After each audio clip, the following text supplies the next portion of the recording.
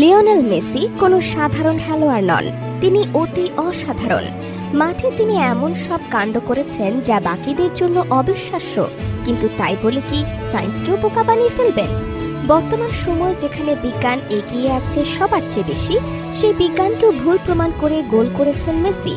একবার রয় হুডসন যেমন বলেছিলেন, মেসি পদার্থবিদ্যা জানে, সমস্যা হচ্ছে তারা মেসিকে জানে না।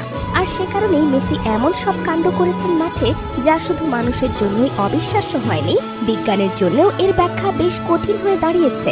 আজকে আমরা এমন এক গোলের ব্যাপারে জানব, যেই গোলকে শুধু অবিশ্বাস্যই ধরা হয়নি, বরং ESPN এর ব্যাখ্যা দিতে গিয়ে বলেছে এটা বিজ্ঞানসম্মতভাবে অনেকটা অবিশ্বাস্য ও অকল্পনীয় গোল বটে। তবে কোন সেই গোল? সময়টা 2015 কোপা দেল রে ফাইনালে আথলেটিক বিলবাওয়ের মুখোমুখি হয় বার্সেলোনা। সেই ম্যাচে মেসির 2 গোলে ভর করে 3-1 ব্যবধানে জয় পায় বার্সা, যার প্রথম গোলটা ছিল ঐতিহাসিক, যেখানে দেখা যায় 4 জন খেলোয়াড়কে কাটিয়ে এরপর তার শট গোলকিপারকে পার করে জড়িয়ে যায় জালে। তবে কিভাবে সেটা বিজ্ঞানকে ভুল প্রমাণ করে, চলুন সেটাই জেনে নেওয়া যাক। দানি আলভেসের কাছ থেকে যখন বক্সের সামনে ভেতরে বল পান মেসি, তখন একজন খেলোয়াড় ঘিরে থাকেন তাকে।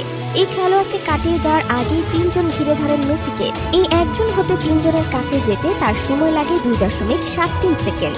এই সময়ে তার গতিবেগ ছিল 19.5 মাইল প্রতি ঘন্টায়, যা আমেরিকান ফুটবল স্টার জামাল চার্লসের গতির চেয়েও বেশি।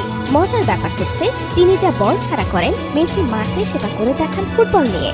এরপর যখন 3 জন খেলোয়াড় তাকে ঘিরে ধরে, তাদের দূরত্ব ছিল মেসির চেয়ে মাত্র 6 ফুট। মাত্র 1.2 সেকেন্ডের মাঝে এই 3 জন খেলোয়াড়কে কাটিয়ে যান মেসি, যার জন্য তার প্রয়োজন হয় মাত্র 3টি টাচ। একবার নিজেকে প্রশ্ন করুন, একজন সাধারণ মানুষ 3 জন খেলোয়াড় কাটিয়ে চলে গেছে, তাও 2 সেকেন্ডের কম সময়ে, সেটাও আবার 3 টাচে। প্র্যাকটিক্যালি এটা অসম্ভব। এরপর আরেকজন খেলোয়াড়কে বক্সের কাছে গিয়ে কাটিয়ে নেওয়া শট জড়িয়ে যায় জালে। এখন সবচেয়ে মজার বিষয় কি জানেন? এই গোলের জন্য মেসির লেগেছে মাত্র 11 সেকেন্ড, আর এই সময়ে তিনি মাঠ কভার করেছেন প্রায় 60 গজ। সবচেয়ে অবাক করা বিষয় হচ্ছে, তার পায়ের সাথে বল এতটাই আঠার মতো লেগেছিল যে এই সময় মাত্র 2 বার বল তার পা থেকে 2 ফুটের চেয়ে বেশি দূরে গেছে। তার নেওয়া শট যদি কোনো কারণে আর 1.5 মিলিমিটার ডান অথবা বাঁ দিকে লাগতো, তবে গোলকিপারের হাতে বল আটকে যেত কিংবা বাইরে চলে যেত। এবার বুঝে নিন কি পরিমাণ নিখুঁত ছিল এই শটটি। গোলটা শুধু বিজ্ঞানের ভাষাতেই একজন মানুষের জন্য অসম্ভব ছিল না, পাশাপাশি এই গোলটা ছিল মোনালিসার ছবির চেয়েও বেশি নিখুঁত।